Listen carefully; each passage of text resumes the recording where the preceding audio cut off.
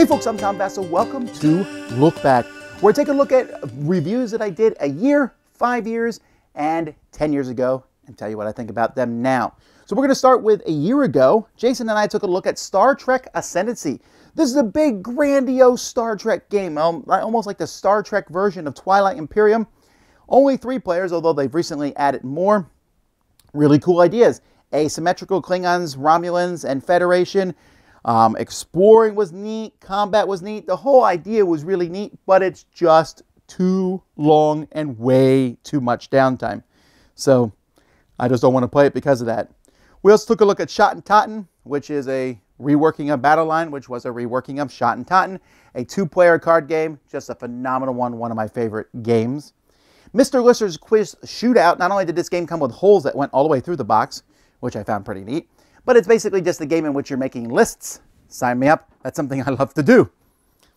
Loony Bin. This is a remote control garbage can, or not remote control, but just a little robot garbage can that drives around randomly and opens its lid and you got to throw paper in it. That sounds crazy, at least stupid, but it is entertaining. Pop the Pig. This is where you're putting things into a pig, making it pop. The concept is good. I've seen it. It works with kids. The problem is the components aren't as good as the game itself. Agricola Family Edition. This one I'm kind of surprised has fallen off the radar because Agricola is a great game. Agricola Family Edition is a more streamlined version. I mean, like a very, very streamlined version of that game. We're not talking about the Family Edition that's in Agricola. This is a whole nother game where you're going around and building up a farm, and just it's just much, much lighter, but I think had a really good opportunity as sort of a gateway game. Assassin Con. This is a game I really enjoyed where each person is an assassin, but no one knows who is who, and you're trying to guess. You're trying to go take out someone with your assassin while at the same time trying to avoid being taken out by the person behind you. So there's bluffs and double bluffs. Components are okay, but the gameplay itself is one I really enjoyed. Kuhmo Ha Gotcha. This is a sumo wrestler game kind of thing with dice as you're moving them around and changing to different sides to push the other person out. It's a decent game, but it's pretty forgettable, I think, as time goes by. The same with Let Them Eat Cake, which is a game about the French Revolution, and you're trying to work with other people and try to be the person who everyone likes and back and forth. It's good, and there's some negotiation, but probably not as much as you'd want there to be. New Bedford. Last year I gave it a 6.5, but added a 7.5 when you added in Rising Tide, because Rising Tide gave it more options, gave another player, and that's really the case. It's a worker placement game about whaling. Really cool game. A lot of neat things, but the expansion really brought it forth, and I think this is one of those games where you really do need the expansion.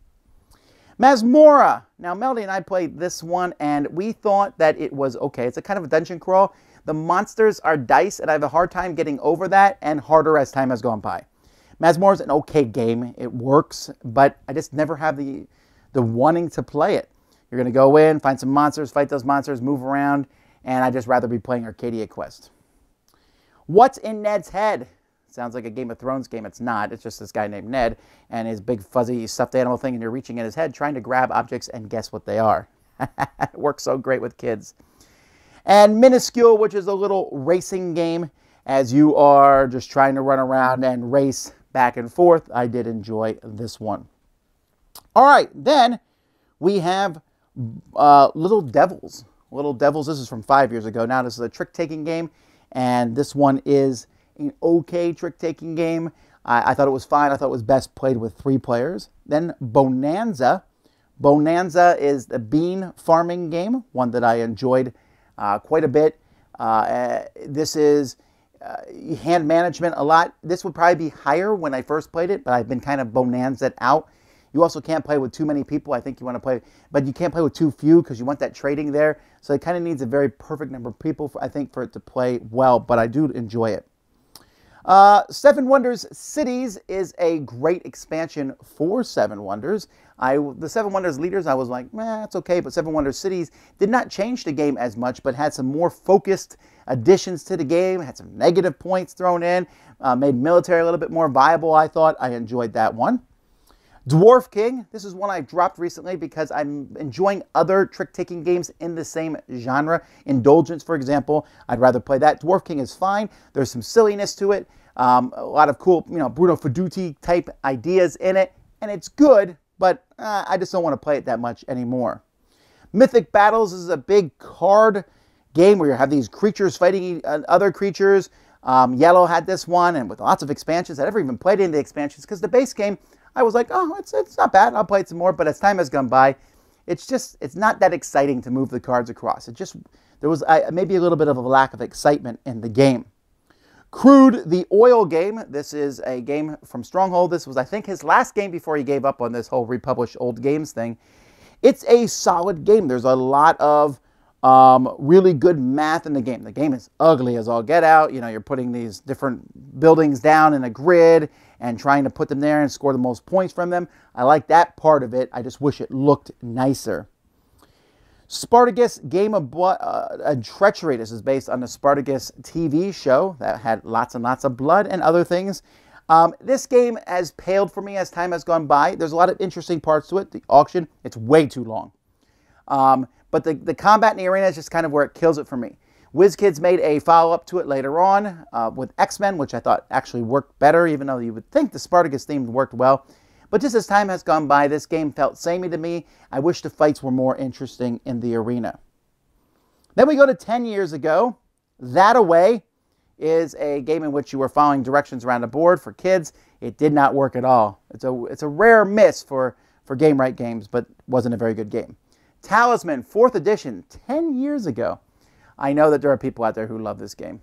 It's fantastic for them. They think it's the bee's knees, but I'm sorry. Every time I play it, it's just so boring. You have two choices. Do I go right? Do I go left? Am I going to fight a dragon, or am I going to fight a little tiny goblin? You're never quite sure what's going to be around the corner. It's just kind of a see what happens game, and I want to make some choices. There's no meaningful choices in the game. Duel in the Dark is a game, though, from 10 years ago that a lot of people forgot, but is actually really well done, in which one person's a British bomber bombing Germany and getting back, and the other person's setting up the German defenses. But it's not a war game. It's a deduction game because you're trying to figure out where you think that bomber is going to fly, and you're trying to set things up ahead of time, and so they're building this, and it's this very weird, asymmetrical, neat game, actually, with some pretty cool components. Folks, those are the reviews I did 1, 5, and 10 years ago. Until next time, I'm Tom Vasel. You've been watching The Dice Tower.